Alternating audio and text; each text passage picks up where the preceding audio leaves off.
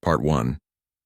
The Grand Assembly Hall stretched so far that Jake Morrison could barely see the other end, through the shimmering holographic displays floating in the air between the rows of seats, and the ceiling was lost somewhere above them in artificial clouds that swirled with purple and blue light whenever someone spoke loud enough, and Jake thought it looked like something out of a dream. Except dreams didn't usually involve this many aliens who all seemed to think humans were about as important as furniture. And he adjusted his gray uniform one more time before glancing at Sophie Blake, who sat next to him with her arms crossed and her jaw tight, because they both knew exactly what their seating assignment meant, and it wasn't good. The human delegation had been given seats in the very last row of the Galactic Council chamber, and not just the last row, but behind a massive support pillar that blocked their view of half the room, and Sophie had complained about it when they first arrived 3 months ago, but Jake had told her to let it go because getting angry wouldn't change anything. And besides, they were here to learn and observe and figure out how this whole galactic politics thing actually worked. And so far, what they had learned was that nobody took humans seriously, and nobody cared what they thought, and nobody even remembered.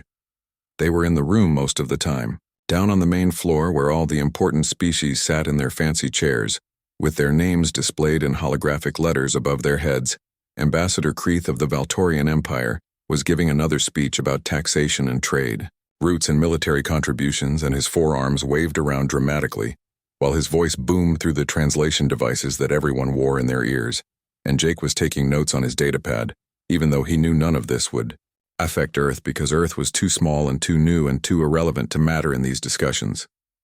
Sophie leaned over and whispered that she couldn't believe they had to sit through another 4-hour session,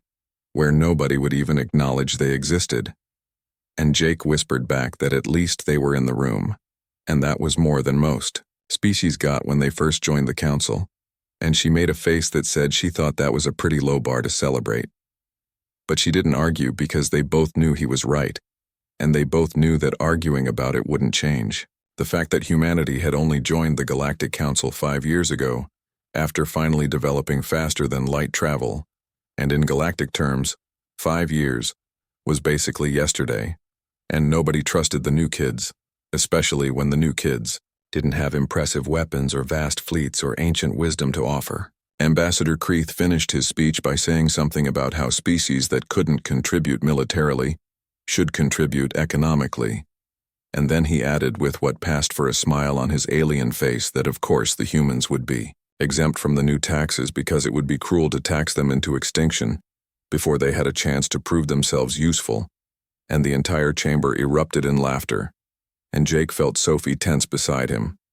but he put a hand on her arm and shook his head slightly because this wasn't the time or place to make a scene. A group of Draxian delegates in the front row turned around to look at the humans, and one of them said something to his companion that didn't come through the translators clearly. But both aliens laughed while staring directly at Jake and Sophie, and Jake kept his expression neutral and continued taking notes as if he hadn't noticed, and Sophie later told him she didn't know how he stayed so calm when she wanted to march down there and punch someone in whatever they used for a face. The meeting dragged on with proposal after proposal being debated and voted on and passed without any input from humanity, because nobody asked for human input and nobody cared about human opinions. And Jake recorded everything anyway because that was his job and because he believed that information was power. And the more they learned about how the council operated, the better prepared they would be when humanity's moment finally came. And he had no doubt that moment would come eventually, because humans were nothing if not persistent. When the session finally ended after what felt like 6 hours but was actually only 4, Ambassador Kreeth announced that the council would reconvene next cycle and that the strong would continue to prosper, and that the weak would find their place in service to the greater galaxy, and more laughter echoed through the chamber as delegates began filing out, and Jake and Sophie stayed seated because they had learned early on that trying to leave at the same time as everyone else was a good way to get trampled by beings who were 3 times their size and didn't bother watching where they walked. Sophie said she didn't understand how Jake could just sit there and take it session after session, and he told her that getting angry was easy, but staying patient and learning everything they could about their enemies was hard, and she asked him when exactly the other council members had become enemies, and he said they became enemies the moment they decided humans weren't worth protecting or respecting, and that humanity needed to be ready for the day when words and patience wouldn't be enough. They made their way out through the nearly empty corridor and headed back toward their assigned quarters, which were small and plain compared to the luxury suites given to the major powers. But at least they had privacy and a secure communication system to send reports back to Earth, and Jake was already composing his daily summary in his head about trade proposals and military discussions and the continued pattern of dismissive treatment toward smaller council members. A Valtorian officer caught up with them in the hallway and informed them that Ambassador Kreith was hosting a private gathering that evening and that the human delegation was invited, and Sophie started to refuse, but Jake accepted immediately, because he wanted to observe the major powers in an informal setting where they might speak more freely and reveal information they wouldn't share in official sessions. Sophie waited until they were alone to tell him it was obviously a trap, and another opportunity for the aliens to parade humans around like trained animals, and Jake agreed it probably was exactly that, but he said it was also an opportunity to listen and learn and gather intelligence, and she asked him what kind of intelligence he expected to gather from a cocktail party, and he smiled and said the kind that people reveal when they've had too much to drink and think nobody important is listening. They spent the afternoon preparing and reviewing notes and sending encrypted reports back to Earth Command through the quantum communication array that allowed instant messaging across any distance, and Jake sometimes wondered what the people back home thought when they read his reports about humanity being mocked and dismissed and treated like children. But he also knew that Earth Command understood the long game they were playing. That evening they dressed in their formal uniforms and made their way to the location the Valtorian had specified, and the doors opened automatically to reveal a large room filled with representatives from dozens of different species and servers, moving through the crowd with trays of drinks and food tailored to different biochemistries and soft music, playing from hidden speakers, and Ambassador Kreith spotted them immediately and came forward with his diplomatic smile firmly in place. Kreith welcomed them and told them not to be shy, and several conversations stopped as various aliens turned to look at the humans, and Jake felt the weight of their attention and the mixture of curiosity and condescension in those alien eyes, but he kept his expression pleasant and neutral and thanked the ambassador for the invitation. They spent the next hour circulating through the gathering and engaging in polite small talk that rarely went beyond surface pleasantries, and most species were cordial enough, but there was an undercurrent to every conversation that reminded them they were tolerated here rather than truly accepted. And Jake found himself talking with 3 military officers from different civilizations who were discussing recent conflicts on the frontier. One of them said that the real problem was that too many species wanted a seat at the table without having earned it, and that military strength was what mattered in the end. And another agreed and mentioned humans specifically as an example of a species with nothing to offer except a handful of primitive colony worlds and warships that would be outclassed by their training vessels. And the third officer turned to Jake and said, "No offense intended, of course." Jake said none taken, and that they were absolutely right that humanity had a lot to learn. And the officer seemed surprised by his mature attitude and said most species in humanity's position would be posturing and trying to convince everyone of their hidden strengths, and Jake smiled and said posturing seemed like a waste of time and that they knew where they stood. He watched as the 3 officers exchanged glances and essentially dismissed humanity as any kind of threat or rival, which was exactly what he wanted, and Sophie later asked him how he could just stand there and agree with them when they were insulting his entire species, and he told her that the best way to win a fight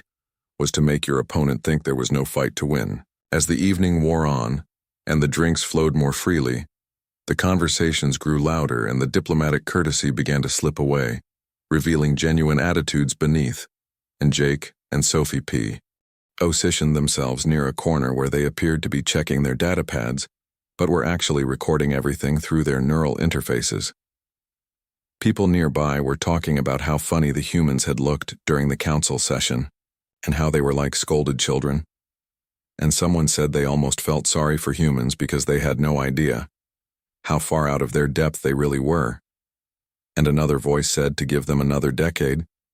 and they would probably withdraw from the council entirely because most species weren't cut out for galactic politics. Ambassador Kreith had apparently been drinking heavily and was holding court near the center of the room, talking about how humans were a perfect example of why the council needed to maintain its standards because they were clever enough to develop faster than light travel, but that was where their capabilities ended, and yet they expected to be treated as equals, and someone asked if maybe humans had some hidden advantage, and everyone laughed because the idea was absurd. Jake checked the time and caught Sophie's attention, and they approached Ambassador Creeth to thank him for the invitation and say they needed to return to their quarters, and Creeth waved them away magnanimously and said he was glad they could attend because it was important that they understood how things worked in the council and the hierarchy and the order of things. Once they were alone in the corridor, Sophie said she had wanted to punch all of them, and Jake said he knew, but that wasn't how they would win this, and she demanded to know how exactly they were supposed to win when it felt like they were just taking abuse day after day, and Jake stopped walking and turned to face her with something cold and dangerous flickering in his eyes. He told her they would win by being patient and by letting the other species underestimate them, and by making them believe humans were exactly what they appeared to be, which was weak and insignificant, and no threat at all. And Sophie asked why, and what was the point, and Jake leaned closer and said there were things about humanity and what they had been developing that the council didn't know about, and things they wouldn't know about until the moment humanity chose to reveal them. Sophie stared at him and asked what he was talking about, and he said he couldn't tell her everything yet, but that she should trust him when he said humanity was not as helpless as they appeared, and that when the time came, and when the major powers pushed too far or threatened something, humanity couldn't allow them to threaten. The entire galaxy was going to see exactly what sat behind the quiet humans in the back row. And his voice carried a certainty that made Sophie shiver, even though she didn't fully understand why. She asked how long they would have to endure the mockery and dismissal, and he said as long as it took, but promised it wouldn't be forever. And they resumed walking back to their quarters while behind them, the sounds of the party continued with laughter and boasting from species who thought they had nothing to fear, from the newest and weakest members of their galactic community, and none of them had any idea how wrong they were. 3 months crawled by like years, and every council session felt the same, with humans sitting in the back row behind their pillar, while the major powers made decisions that affected the entire galaxy, without asking for input from species they considered beneath them. And Jake kept taking notes, and Sophie kept getting angrier, and both of them kept sending detailed reports back to Earth Command about everything they saw and heard and learned, because information was the only weapon they had right now, and they were gathering as much of it as possible. Then everything changed on a Tuesday morning when Jake was reviewing supply requisitions in his quarters, and his communicator chirped with an urgent priority code that made his stomach drop, because that code only got used for emergencies, and he tapped it immediately, and Captain Lisa Grant's face appeared on the screen with an expression that told him something bad had happened before she even spoke. Lisa told him they had a situation, and that the survey ship Pathfinder had been attacked by pirates. And Jake asked who, and she said a Draxian raiding clan operating out of the uncharted regions, and that the ship had stumbled into their staging ground while mapping an unclaimed system, and Jake asked about casualties with his heart pounding. 2 dead and 3 wounded, and the ship had taken heavy damage but managed to jump away and was now limping toward Council Station. But it would take 6 hours to arrive, and Jake was already moving and pulling on his uniform jacket and asking if they had contacted the Council. And Lisa said that was exactly why she was calling, because they needed to file a formal complaint and request military assistance immediately. Jake found Sophie in the delegation office and quickly explained what had happened, and together they ran to the Council's Emergency Response Center, which was a smaller chamber used for handling urgent situations between regular sessions, and the Valtorian officer on duty looked surprised to see them but asked how he could help. Jake told him they needed to file a formal incident report and request immediate military response because one of their survey vessels had been attacked by pirates, and the officer's expression shifted to something that might have been sympathy, but looked more like pity, and he said that was unfortunate and asked them to transmit the details so the request could be processed. Sophie cut in sharply and asked what he meant by processed, because their people were under attack right now, and they needed ships dispatched immediately, and the officer said he understood their concern, but these matters followed proper procedure, and the report would be reviewed and a threat assessment would be conducted and resources would be allocated accordingly. And his tone suggested he was explaining something obvious to children who should have known better. Jake kept his voice level and asked how long the process typically took, and the officer said for a priority incident it would be 2 to 3 days. And Sophie looked at him like he had just suggested they set themselves on fire because the Pathfinder would be at the station in 6 hours and those pirates could follow them, and the station itself could be threatened. The officer's expression hardened, and he assured them the station was in no danger from a handful of pirates because they had adequate defenses, and he suggested that the Pathfinder proceed to the nearest fortified system if they were concerned about pursuit, and Jake said the nearest fortified system was 12 hours away at their current speed, and they wouldn't make it. The officer said then he suggested they surrender if intercepted because these pirates usually accepted reasonable ransoms, and the casual dismissal of human lives hung in the air between them like poison. And Jake felt something cold and hard settle in his chest, but his expression remained completely calm. Jake said he understood, and that they would file the formal report immediately and thank the officer for his time, and then he grabbed Sophie's arm and pulled her out of the response center before she could say something that would make the situation worse, and she was practically shaking with rage as they headed to a secure communication room. Sophie demanded to know if that was really it, and if they were just going to let their people die, and Jake was already working the communication console with flying fingers, and he said that was the Council's response,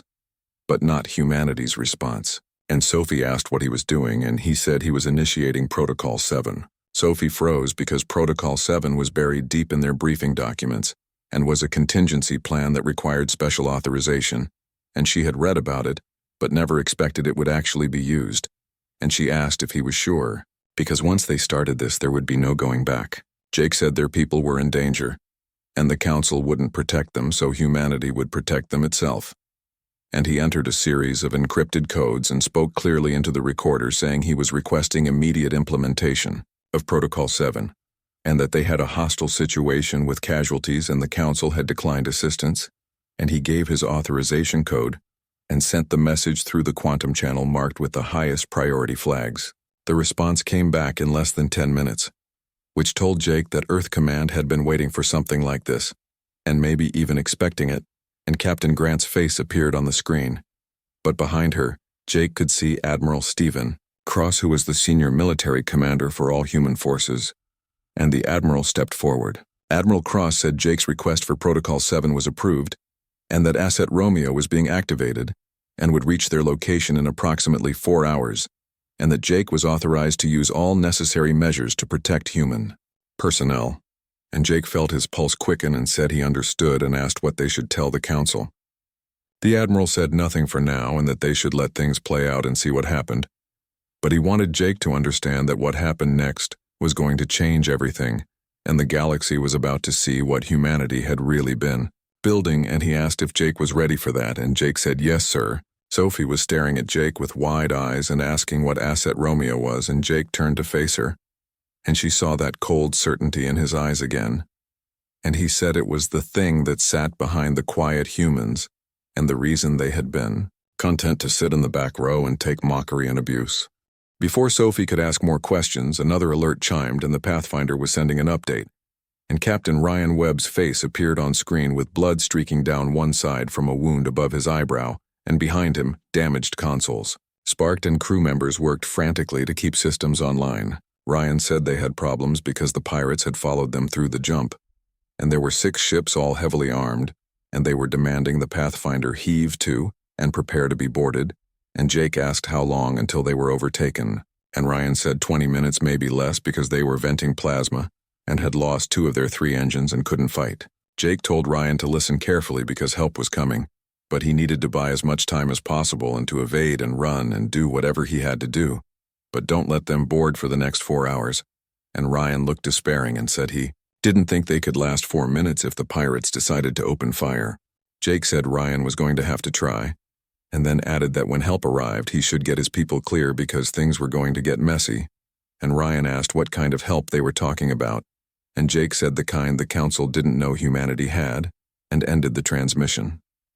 Jake told Sophie they needed to get to the observation deck, and they made their way through the station, passing clusters of aliens going about their daily business, completely unaware that anything unusual was happening, and why would they be concerned? Because some human ship was in trouble and that wasn't their problem. The observation deck was nearly empty, and Jake and Sophie positioned themselves at a console that gave them a view of local space traffic, and Jake pointed to a cluster of icons showing the Pathfinder and 6 pursuing craft. And they watched as The chase unfolded in real time with the survey ship doing its best to jink and weave. But the pirates were professionals coordinating their approach to cut off escape routes. Sophie noticed that a crowd was gathering because other species had seen the human delegates staring intently at the display and had come to see what was interesting, and among them she spotted several Draxian military officers, including the commander who had dismissed humanity at the party months ago. The commander asked if that was one of their ships and if it was in some kind of trouble, and Jake replied neutrally that pirates had attacked their survey vessel in an unclaimed system, and the commander said that was unfortunate, though his tone suggested he found it more amusing than tragic, and he asked if they had filed a complaint with the council. Jake said they had and that the council was processing their request, and the Draxian said, well, these things took time because of proper procedures and all that, and he turned to his companions and said the humans had lost a ship to pirates, and that it was rather embarrassing for them. More aliens began gathering, drawn by the developing spectacle, and Jake heard whispers and comments about how this proved humanity wasn't ready for space exploration, and how they lacked proper military capabilities, and how perhaps this would teach them to be more careful. On the display, the pirates were closing in, and the Pathfinder was firing its small defensive weapons, but the shots were barely scratching the raiders' shields, and someone in the crowd said they should surrender, because at least then they would survive to be ransomed. And the Draxian commander agreed and said it was over because they were going to be boarded. The crowd had grown to nearly 50 beings now, all watching humanity's humiliation play out on the tactical display, and Jake could feel their judgment and their satisfaction at seeing the upstart species put in their place, and Sophie's hands were clenched into fists, but Jake just stood there calm and patient. Then Sophie gasped and pointed at the display, asking what that was, and a new icon had appeared, jumping in from faster than light at the edge of sensor range. But it wasn't broadcasting identification codes, and the sensor readings were strange and fluctuating in ways that didn't match any known ship profile. Someone in the crowd suggested it was probably another pirate vessel coming to help claim the prize. But Jake was smiling now with a cold, dangerous smile, and he said quietly that it wasn't another pirate and that it was Asset Romeo, and Sophie looked at him with wide eyes. The unknown ship accelerated, moving at speeds that made several aliens murmur in surprise, because it was fast, much faster than it had any right to be, and it was heading straight for the engagement, and the pirates apparently noticed, because 3 of their ships broke off from pursuing the Pathfinder and moved to intercept.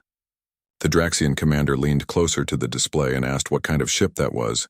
because the profile didn't match anything in their databases, and Jake said simply that it was human,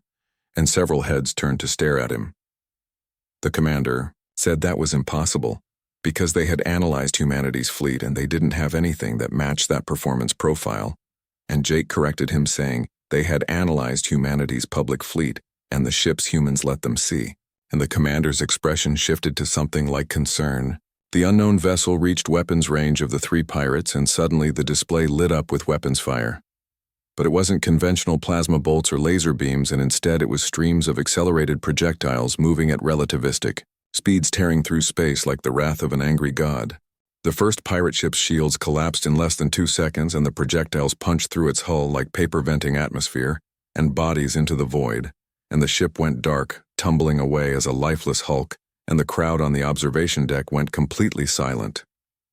The second pirate ship tried to run, but the human vessel adjusted course with impossible precision, and more weapons fire lanced out, and another pirate was turned into drifting scrap metal and debris, and the third pirate managed to get off a shot, which was a heavy plasma torpedo that would have crippled most ships, but the human vessel didn't even try to dodge, and the torpedo struck some kind of energy barrier and simply ceased to exist, like it had been absorbed and dispersed into nothing. Someone in the crowd breathed out, asking what kind of shields those were, and nobody had an answer, and the third pirate died just as quickly as the first 2, and the remaining 3 pirates who had been closing in on the Pathfinder suddenly reversed course and tried to jump to faster than light speed. But the human vessel accelerated again, moving at speeds that should have been impossible for something its size. It reached the first fleeing pirate and destroyed it before the jump drive could engage, and the second pirate made it into the jump. But the third wasn't fast enough, and was torn apart by railgun fire, and in less than 5 minutes, 6 pirate vessels had been reduced to 4 hulks and 2 escapees, and the human ship called Asset Romeo slowly approached the damaged Pathfinder, with its weapons still active and scanning for additional threats. The observation deck was in absolute chaos, with aliens shouting questions and demanding explanations, and accessing their own databases trying to identify what they had just witnessed. And the Draxian commander was speaking urgently into his communicator, with his expression shocked and his posture rigid. Jake just stood there watching the display with satisfaction, and finally he turned to address the crowd and told them that, for those asking, the vessel was the CNS Defiant commissioned 6 months ago, and she was the first of her class designed and built in the Epsilon Eridani system at facilities they didn't know existed. He continued explaining that her weapons were railguns firing depleted uranium slugs at .07 light speed, and her shields were gravitic barriers that manipulated space-time itself, and she was one of 12 identical ships, currently in service with another 30 under construction. And the silence was absolute now, with every being on the observation deck staring at Jake with expressions ranging from shock to fear. Jake said that humanity joined the council to learn and to understand how things worked in their galaxy. And they had learned a great deal, including that the major powers respected strength and despised weakness, and saw humans as insignificant, children playing at galactic politics, and he gestured at the display where the Defiant was positioning itself to escort the damaged Pathfinder to safety. He told them what they didn't know, and what humanity kept very quiet,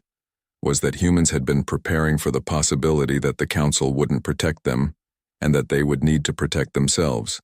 And while the major powers had been laughing and dismissing them and putting them in the back row, humanity had been building and researching and developing technologies that didn't exist in their databases, because humans invented them independently. Ambassador Kreith came running onto the observation deck with several security officers trailing behind him, and his 4 arms were waving aggressively, and he demanded to know what the meaning of this was, and said that vessel had just destroyed 4 ships in council space without authorization, and that this was an act of aggression. Jake turned to face the Valtorian calmly and said, "Those ships attacked a human vessel without provocation, and killed 2 of their crew and wounded 3 others. And when they requested assistance from the council, they were told it would take 2 to 3 days to process their request, and 2 of their people were dead, because the council decided proper procedure was more important than human lives." The Draxian commander stood and said he would concede that humanity's actions were technically legal, and perhaps even justified given the circumstances, but they must understand the position this put the council in, because if every member species began developing secret military assets, the balance of power became impossible to assess, and how could they maintain peace when they didn't know who had what capabilities? It was a fair question asked without anger or accusations, and Jake appreciated the directness, and he told the commander he understood the concern, but asked him if the balance of power in the council had ever truly been about transparency, or if it had been about might, and he said the Valtorians and Draxians and Hectarians dominated the council, not through honesty but through demonstrated military superiority. Jake said smaller species deferred to them because they feared the consequences of opposition, and humanity entered the council as one of those smaller species, and was dismissed and mocked and relegated to the back row where they wouldn't trouble the real powers, and they were told to be patient and learn their place and accept they had no voice in galactic affairs. He paused and looked around the chamber and said humanity did learn, and they learned that in this galaxy, respect was earned through strength, not through playing by rules that only seemed to apply to the weak. And Kreith said triumphantly that Jake was admitting humanity built these weapons to threaten other council members. Jake said he admitted humanity built these weapons to ensure they could defend themselves because they could not rely on the council to do it, and the Pathfinder incident proved that conclusively. And he wanted to be very clear that humanity had no interest in threatening other council members, and they wanted peaceful coexistence and trade and cultural exchange and all the benefits that council membership promised. He said, but humanity would not be victims and would not sit quietly while their people were killed, because intervention was inconvenient or took too long to process through proper procedures, and Sophie was watching reactions around the chamber, and the mood was shifting because many of the smaller species who had never spoken up in council sessions were nodding slightly. They understood what Jake was saying, because they had felt the same frustrations and the same helplessness in the face of the council's unwritten hierarchies, and a representative from a species Sophie didn't recognize stood hesitantly and said she was Ambassador Lyra of the Selenian Collective, and they were a minor member of the council who had experienced similar difficulties in securing protection for their vessels. Lyra asked if Jake was suggesting that smaller species should also develop hidden military assets, and Jake considered the question carefully and said he could not and would not tell other species what they should do, but he would say the council's current structure favored the strong and ignored the weak. He said if that structure was unwilling to change, then the weak must find ways to protect themselves, whether that meant military development or mutual defense pacts or other solutions. And that was for each species to decide, and Kreith warned that this was dangerous rhetoric and that Jake was encouraging instability and fracturing the unity of the council. Jake replied bluntly that the council's unity had always been a fiction, and it was a hierarchy masked as a democracy where the powerful made decisions and everyone else accepted them or faced consequences, and humanity was simply refusing to accept that arrangement.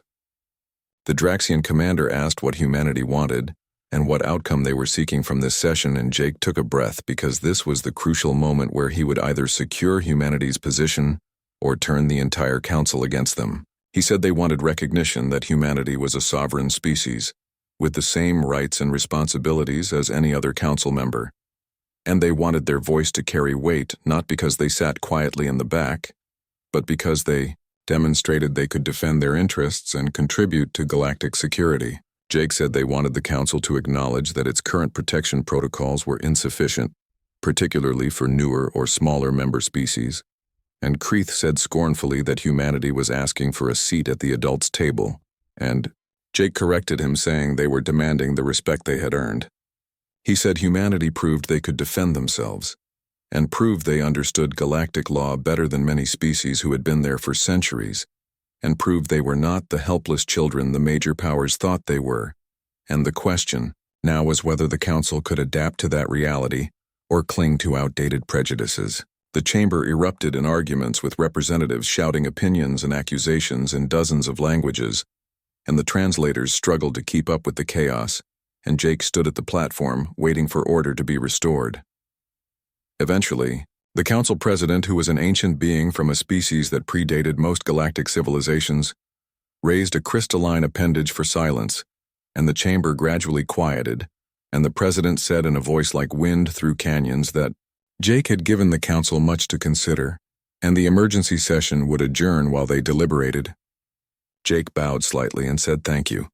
and as he and Sophie made their way out of the chamber, they were intercepted by Ambassador Lyra and several other representatives from smaller species,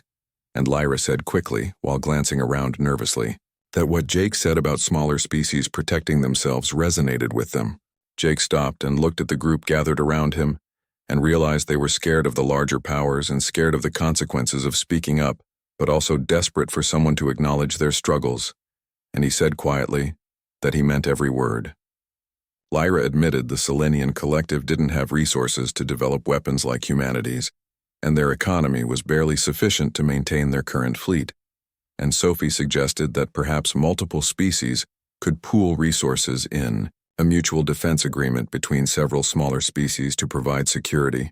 without requiring each to build an entire fleet independently. Another ambassador said the larger powers would never allow it, because they would see it as a threat to their dominance, and Jake said firmly to let them, because the charter didn't prohibit defensive alliances between council members, and if the Valtorians and Draxians could maintain their power block, then smaller species could create their own. Lyra looked at her companions and then back at Jake and asked if humanity would be willing to help facilitate such an alliance, and Jake hesitated, because this was moving beyond his authorization into territory that would require approval from Earth Command,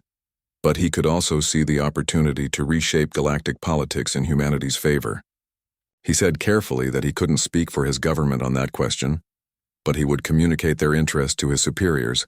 and in the meantime, he suggested they begin quiet discussions among themselves to identify which species shared their concerns and what resources they could pool, and what their defensive needs were. Jake said when and if they were ready to formalize something, they could discuss humanity's involvement, and the group nodded, with some looking hopeful for the first time, and they dispersed carefully, not wanting to draw attention to their gathering.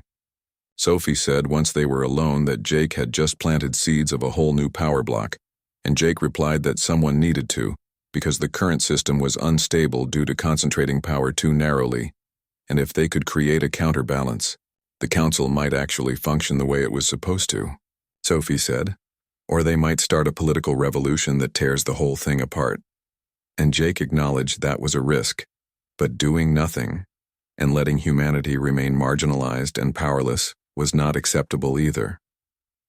They returned to their quarters and immediately sent an encrypted report to Earth Command, detailing everything that happened in the session and the conversation with smaller species, and Jake emphasized the strategic opportunity this represented to build a coalition of allies who would support human interests in council politics. The response came back faster than expected, directly from Admiral Cross saying, Jake was authorized to continue preliminary discussions with potential allies, but not to commit humanity to any formal agreements without explicit approval, and they were analyzing political implications, and 6 more ships of the Defiant class were being moved into position around council space. Jake felt a chill at that last statement because 6 more ships would bring humanity's revealed strength to 7 warships each, capable of taking on multiple conventional vessels, and the major powers would be conducting frantic intelligence assessments, trying to determine just how many ships humanity really had. Sophie asked if Jake thought they would try to force a confrontation, and he said they might because pride was a powerful motivator, and humanity had wounded theirs badly, but they were also pragmatic and would want to assess full capabilities before committing to military action. 2 months passed with tension building throughout council space, and Jake met quietly with representatives from 23 different smaller species, all of them expressing interest in some form of mutual defense arrangement, but none wanting to be the first to commit publicly because they feared retaliation from the major powers, who were clearly unhappy about humanity's rising influence. Ed and the weak accepted, and everyone pretended it was democratic. Jake said bluntly that it was a bad arrangement serving only the interests of a few at the expense of many, and the Draxian laughed, saying he actually agreed, though, not to quote him because his government was less enthusiastic about these developments. He said he was there because as a military officer his job was to assess threats and opportunities, and this alliance represented both, and he wanted to see what humanity built. And his assessment was that humanity was far more dangerous than initially calculated, not because of ships, but because of their ability to inspire and organize species the major powers had dismissed as irrelevant. The commander said Jake had weaponized the weak by showing them they didn't have to be weak if they stood together, and Jake said he would take that as a compliment, and the commander said it was meant as one, and as a warning, because the major powers would not sit idle while their control eroded. Over the following months, the alliance grew stronger with regular meetings and joint training exercises, and shared technology development, and the major powers tried various tactics to undermine it through economic pressure and political maneuvering. But the alliance members stood together. Jake and Sophie continued their work on Council Station, no longer sitting forgotten in the back row, but actively participating in debates and building coalitions and pushing for reforms. And the galaxy was indeed becoming more interesting as smaller species found their voices and refused to be silenced. One evening, Jake stood on the observation deck looking out at the stars, and Sophie joined him, asking if he ever imagined things would turn out this way when they first arrived, and Jake said honestly, no, because he expected to spend years being dismissed and mocked before humanity earned any real respect. He said, but the Pathfinder incident forced their hand and they had to reveal their capabilities earlier than planned, which turned out to be fortunate because it inspired the alliance and changed everything. Sophie asked what came next, and Jake said that was the real question because they had disrupted the old order, but building a new one would be harder and require patience and diplomacy and continued strength. He said the major powers would keep testing them and looking for weaknesses, and the alliance would face internal disagreements and external pressures. But if they could weather those challenges, they might actually create something better than what existed before. Sophie smiled and said the quiet humans in the back row had certainly made their mark, and Jake replied they had indeed, and the galaxy would never underestimate humanity again, because now everyone knew what sat behind those quiet humans, and they knew that humans protected their own no matter what it took, and that was a lesson the galaxy needed to learn. The Valtorians and Draxians conducted their own investigation, trying to determine whether humanity posed a genuine military threat or just had a few lucky advanced ships, and Jake was careful to answer honestly where he could, and cite classified information where he couldn't, which kept them uncertain about humanity's true capabilities. Then came the test that Jake had been expecting when 3 Draxian military vessels entered the system, where Earth's colony world of Nova Terra was located, claiming they were conducting a routine navigation exercise, but their presence so close to a human world was clearly meant as intimidation and a message. Captain Grant called Jake immediately and said they were testing humanity to see how they would respond, and Sophie noted the Defiant was 6 hours away, which meant if those ships turned hostile, Nova Terra only had local defense platforms, and Grant said the Draxians knew that and had calculated their timing carefully. Jake studied the tactical data and made his decision quickly, saying they would call the bluff and order Nova Terra's defense platforms to active status and hail the Draxian ships, politely informing them they were conducting their exercise in claimed space without prior notification, which violated council protocols, and requesting they move to unclaimed space. Sophie asked what if they refused, and Jake said then they would escalate. But he didn't think they would, because this was political theater, not a genuine military threat, and they wanted humanity to overreact. And he was right, because the Draxian ships acknowledged the hail and offered perfunctory apologies for the navigational error, and departed within an hour. Grant said they were testing resolve, and humanity showed them they wouldn't be intimidated without escalating unnecessarily. But Jake wasn't feeling triumphant, because he knew they would try something else, and this was just the beginning, and he was right, because over the next week there were incidents at 3 different human colonies. Unexplained sensor contacts vanished when investigated, and merchant vessels reported being shadowed by unidentified ships, and nothing was overtly hostile. But there was a clear pattern of intimidation, and the Council's formal investigation concluded with a mixed verdict, finding humanity acted within the letter of the law, but recommending increased transparency going forward. It was a face-saving compromise that satisfied no one, but prevented any immediate crisis, and then came the invitation that changed everything, when Ambassador Lyra contacted Jake with an urgent request for a meeting, and when he and Sophie arrived. At the designated location, they found not just Lyra, but representatives from 15 different species. Lyra said formally that they had been discussing Jake's suggestion of a mutual defense alliance, and they would like to present a formal proposal, and over the next hour Jake and Sophie reviewed it, finding it more comprehensive than expected, covering not just military cooperation, but economic partnerships and technology sharing and coordinated political action within the Council. Jake said honestly this was ambitious and would terrify the major powers, and Lyra replied they were aware, but they were also aware that if they continued as they had been, they would remain forever at the mercy of species who viewed them as insignificant, and humanity's example showed them that change was possible, and the weak could become strong if they were willing to take risks and support each other. Jake looked at Sophie, who nodded slightly,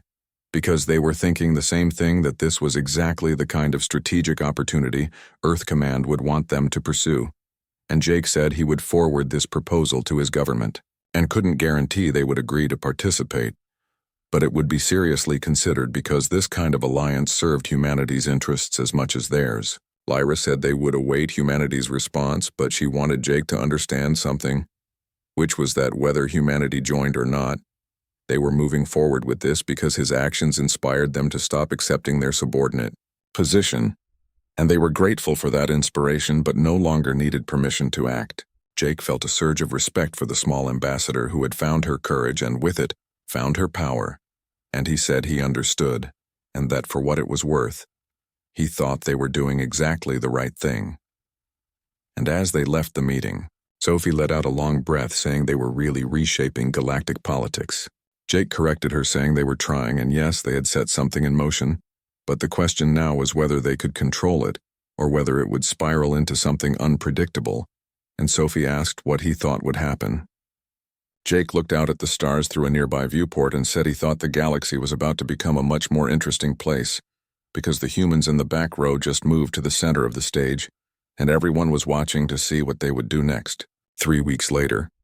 the formal signing ceremony took place in a venue that would have been unthinkable just months before, which was Earth itself,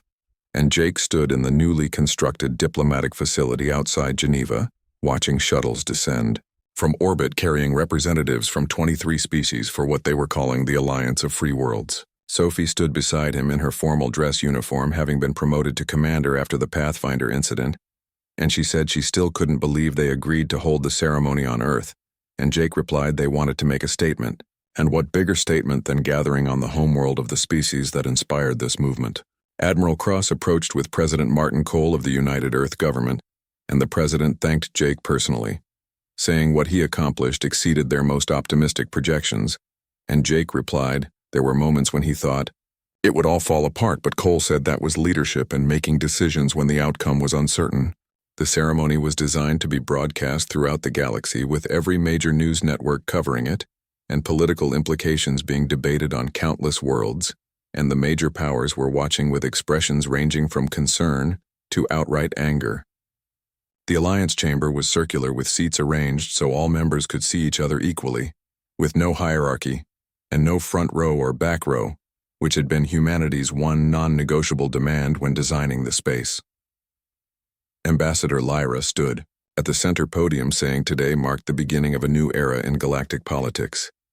and that for too long the Council had been dominated by a handful of powerful species who dictated terms to everyone else and spoke of unity while enforcing hierarchy and promised protection while leaving them vulnerable. She said the Alliance of Free Worlds was built on a different principle,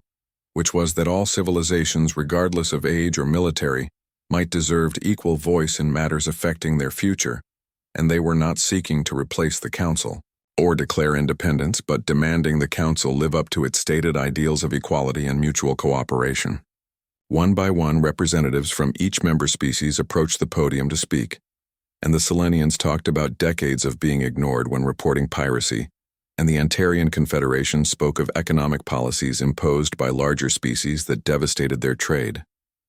When it was humanity's turn, President Cole took the podium, and Jake had helped write the speech, but hearing it delivered with Cole's gravitas gave it new weight, and Cole said, humanity came to the stars with hope, believing they would find a community of equals working together, but instead found a hierarchy that valued strength over justice. He said they also found dozens of species who shared their values, but lacked power to assert them. And to those species, humanity said change is always possible, and justice is always worth fighting for. And you are not alone. The chamber erupted in applause from Alliance members, and Jake noticed some human observers were wiping away tears, and the formal signing followed, with each representative placing their mark on the Alliance Charter. When it came time for humanity's signature, President Cole gestured for Jake to join him at the podium, saying, Jake was the first human to show the galaxy they would not be content to sit quietly in the back row, and this alliance existed because he had courage to defend their people when the Council would not. Jake was taken aback because this had not been discussed beforehand, but he moved forward and accepted the ceremonial pen and added his signature to the document that would reshape galactic politics. The ceremony concluded with a reception where delegates mingled, building personal relationships crucial for the Alliance's success, and Jake found himself surrounded by ambassadors wanting to thank him personally. The Draxian commander approached with two companions and extended his hand in the human greeting, saying he wanted to congratulate Jake on a masterful political maneuver, and that when they first met he dismissed humanity as insignificant, which was his error. Jake shook the offered hand and said he hoped this alliance would ultimately strengthen the Council, not weaken it, and the commander said perhaps, though the definition of strengthen might differ depending on who you asked, because the major powers saw this as a challenge to their authority. He said Jake had created a voting bloc that could potentially override their preferences on any given issue, and Jake asked if that wasn't how democracy was supposed to work, with majority rule, and the commander said in theory yes, but in practice, galactic politics had always been about managed consensus where the powerful propose